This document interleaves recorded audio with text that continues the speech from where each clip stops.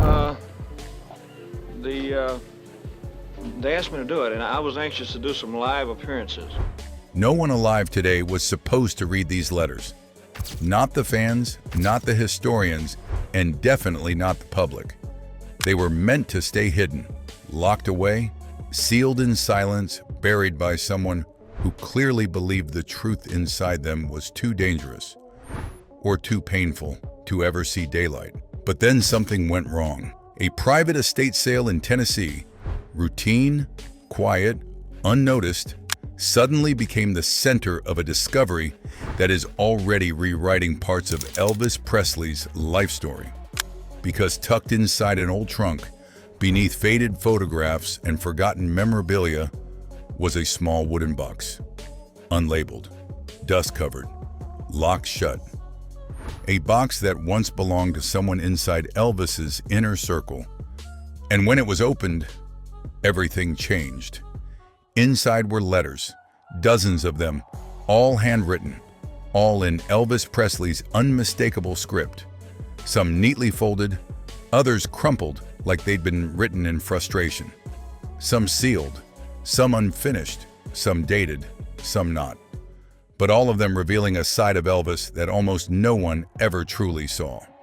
These weren't fan replies. These weren't business notes. These weren't love letters for publicity. These were private confessions, letters that Elvis wrote but never sent. And the first question everyone is now asking is simple: why? Why did Elvis, a man who could have communicated with anyone he wanted, a man who moved crowds, shook nations, and changed culture itself, choose to write these raw, vulnerable letters only to hide them away? The earliest letter in the box is dated 1958. That alone is historic. This was the year Elvis was preparing to leave for military service in Germany, a moment already heavy with emotional weight. But the opening line of this letter wasn't about fear of war or fame or loneliness. It was something far more personal and far more alarming. He wrote, "I don't know who to trust anymore." 7 words that immediately shift the ground beneath everything we thought we knew about Elvis in that era. People assumed he was surrounded by loyal friends, dependable family, and a support system built to protect him as his fame exploded. But this letter paints a very different picture, one of suspicion, emotional isolation, and betrayal sitting just beneath the surface. And Elvis didn't stop there. In that same letter, he mentions someone close to him, someone whose name he never wrote out, referring instead to them only as him.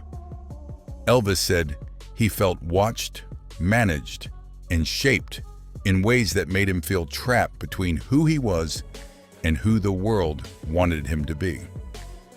This was the first sign that these letters weren't simply emotional outlets. They were warnings, messages to himself, reminders of the internal battles he could never speak aloud. But the next layer of mystery came from how these letters ended up in the box. Every clue points toward someone who had access to Elvis at an intimate level. Someone who traveled with him, worked with him, or lived near him. Someone close enough to keep these letters, and close enough to hide them intentionally. The trunk they were found in belonged to a man who passed away decades ago, one of Elvis's lesser-known associates, someone who rarely spoke publicly but was always seen around him. No one knows if he was protecting Elvis or protecting himself. But the biggest shock came from a different letter entirely. This one had no date, no greeting, no signature, just a single haunting sentence at the top: "This can't leave this room."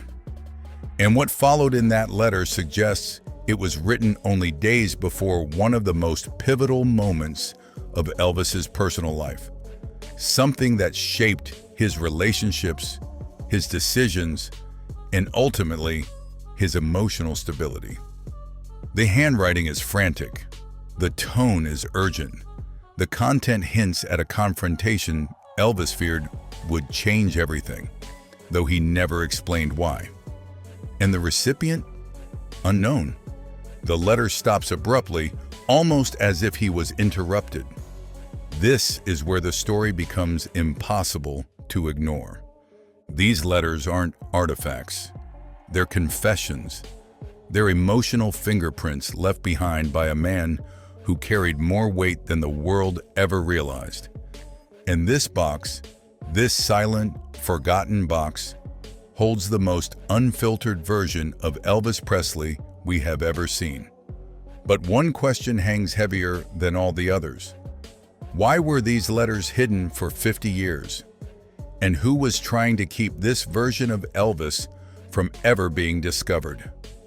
That question leads directly into the next revelation, because the content of these letters doesn't just expose Elvis's fears. They expose the people around him, and the secrets he believed they would destroy everything to protect. The deeper you go into these letters, the more it becomes clear that Elvis never expected, never wanted anyone to read what he was writing. Because these pages don't sound like a superstar documenting his glory. They sound like a man confessing to the only place he felt safe, a blank sheet of paper. And the emotional weight inside them is almost overwhelming. One of the most revealing letters is written during Elvis's early years of fame, when the world saw him as unstoppable, untouchable, untamed. But the tone on the page is nothing like the electrifying figure the public adored. It's quiet, exhausted, almost pleading. Elvis admits that he feels surrounded by people but alone all the same. He writes about walking into crowded rooms and sensing that everyone expected something from him. Another smile, another laugh, another spark of magic he had to produce on command. He talks about expectations pressing down on him like a second skin he couldn't peel off. And then he writes something even more personal. I don't know who I am when the music stops. It's raw, it's unsettling, and it hints at the emotional fracture forming long before the world ever saw it. But the letters don't stop at loneliness. Some carve into parts of his life people thought they understood, especially his relationships. A letter written during his time in Germany reveals tension most fans never knew existed. Elvis never names Priscilla directly, but he writes about someone he cares for deeply, someone he fears won't understand what this life does to a man. He describes confusion, guilt, and a fear that he was too broken to love anyone the way they deserved. There's a moment in the letter where Elvis seems to wrestle with himself, torn between wanting to be honest and fearing the consequences of that honesty. He writes, "What if the real me isn't enough for anyone?" Those aren't the words of a global icon. Those are the words of a young man drowning in expectations no human being could carry forever. Another letter, written years later, adds a darker layer. Here, Elvis hints at conflict with someone in his close circle, someone he once trusted without question. He doesn't use names, but the tone is unmistakable. Elvis writes about feeling manipulated, pushed into decisions he didn't fully agree with, and cornered into an image he no longer recognized. He says, "They love what I do, not who I am." The frustration bleeds through every line. You can feel him grappling with a truth he didn't want to admit, that the people closest to him might have been shaping his world more than supporting it. And then comes the most chilling detail in this section. One letter contains a warning. Elvis writes, "If this ever comes out, they will destroy everything." No explanation, no context, no clarification about who they are or what this refers to. just fear, pure sharp fear, etched into ink. This sentence alone rattled historians who reviewed the letters. Because Elvis wasn't a paranoid man by nature, he trusted easily, sometimes too easily. For him to feel threatened enough to write those words, something had to be happening behind the scenes that he didn't dare speak aloud. And that's exactly what makes these letters so haunting. Elvis wasn't writing for fame or sympathy or legacy. He was writing to unload burdens he couldn't express to anyone else. These confessions were the only place he could admit he was overwhelmed, insecure, conflicted, or afraid. He mentions contracts, pressures, family tensions, and a situation that made him feel owned, not supported. He even admits he'd been keeping secrets from people he cared about because he felt revealing them would tear the whole house down. Then he writes a line that historians are still debating today. They don't want the truth out. They need me quiet. Not him, not she. They. That single word widens the circle. Suddenly, this isn't about one person betraying Elvis. It suggests a group, a system, a collective force shaping his life in ways he'd never publicly acknowledge.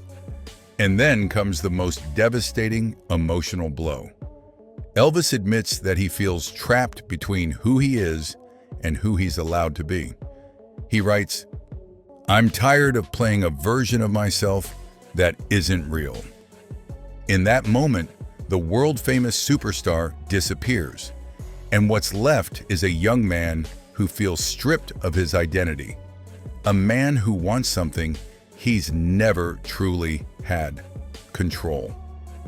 The letter continues with a description of a recent incident, something that clearly pushed him past his breaking point. He talks about an argument, a confrontation, a moment where he finally realized he couldn't keep going down the same path. His words become sharper, more urgent, more desperate. And then, everything stops. The final sentence reads, "If this goes where I think it's going, then nothing more." The ink ends abruptly. No closing, no signature, no explanation. It's not just unfinished, it feels interrupted. Did someone walk into the room? Did Elvis lose his nerve? Did something happen that made him abandon the letter entirely? No one knows. But that single broken sentence has become the centerpiece of the entire discovery, because it suggests Elvis was on the edge of revealing something major, something he believed had serious consequences. And the timing of this letter, the urgency of his tone, the fear behind his words, all point toward a moment that changed his life trajectory. This wasn't just a confession. This was Elvis Presley trying to tell the truth before it was too late. And the most haunting part? We still don't know what he was about to say. But the final section reveals the one thing we do know. Someone made sure these letters never saw the light of day, until now.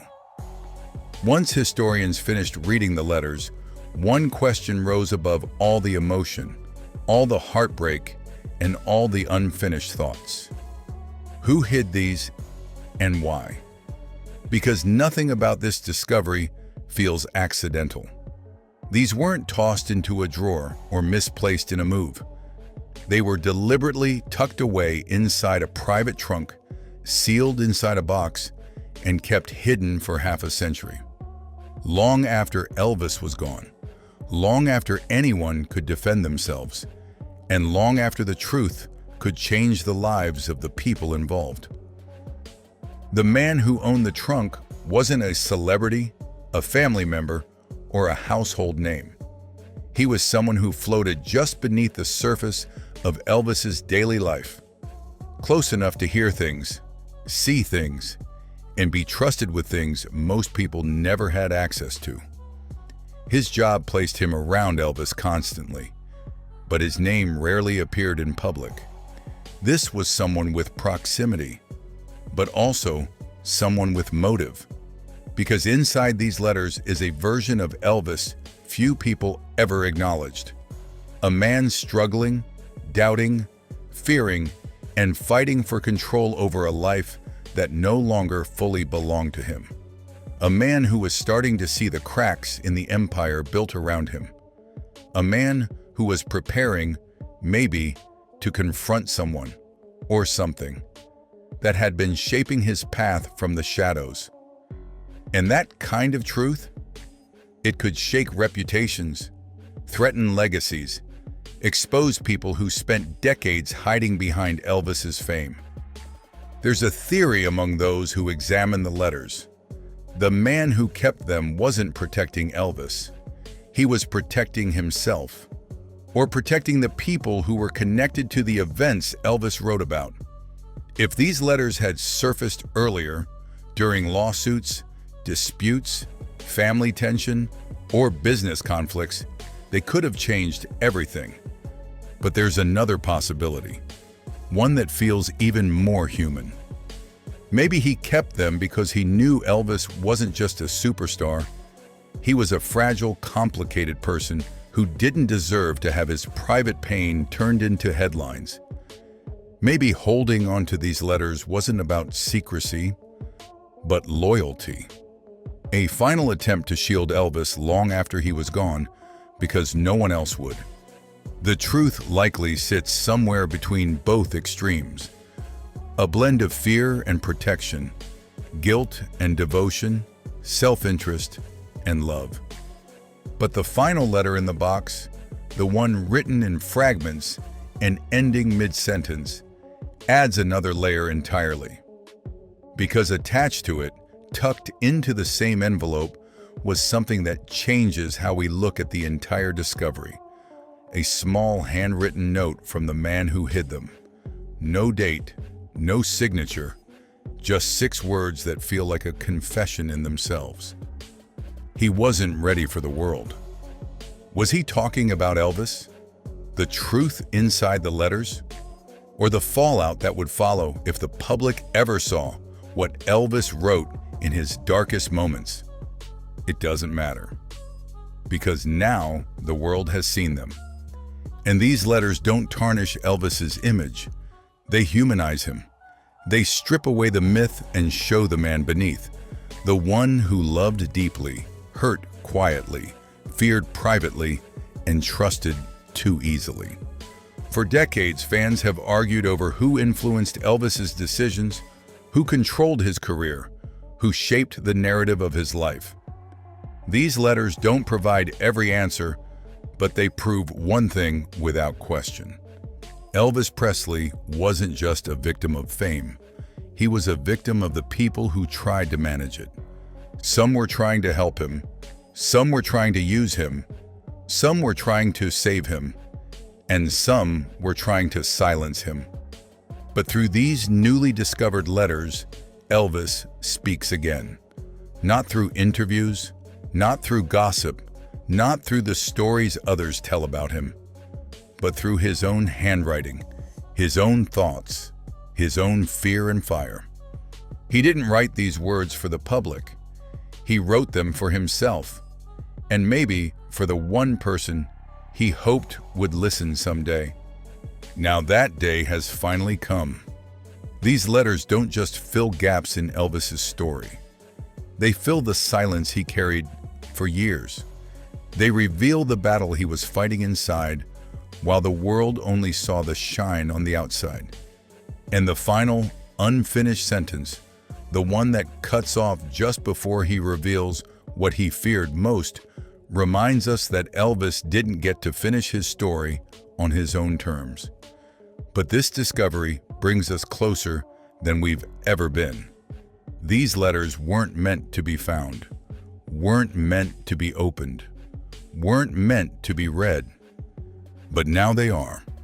And the truth Elvis never mailed is finally, after 50 long years, delivered. If you want more untold Elvis stories, unheard confessions, and hidden moments the world was never supposed to see? Make sure you subscribe and turn on notifications. This is just the beginning. More letters, more secrets, and more lost truths are waiting to be uncovered. Stay tuned.